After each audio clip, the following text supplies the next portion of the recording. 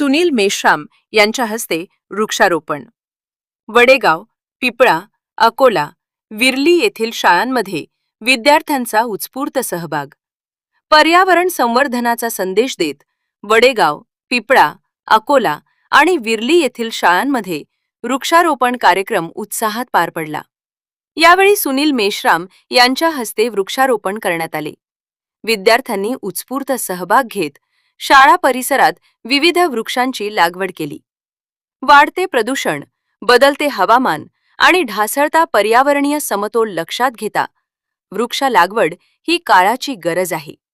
केवळ वृक्ष लागवड न करता लावलेल्या रोपांची नियमित देखभाल करून त्यांचे संगोपन करणे आवश्यक आहे, असे सुनील मेश्राम यांनी यावेळी सांगितले. विद्यार्थ्यांना झाडे लावा, झाडे जगवा हा संदेश देत त्यांनी पर्यावरण रक्षणासाठी प्रत्येकाने पुढाकार घेण्याचे आवाहन केले.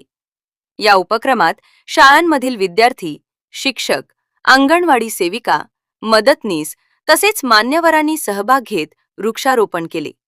वृक्षारोपणाच्या माध्यमातून विद्यार्थ्यांमध्ये पर्यावरणाबाबत जागरूकता निर्माण करण्याचा प्रयत्न करण्यात आला.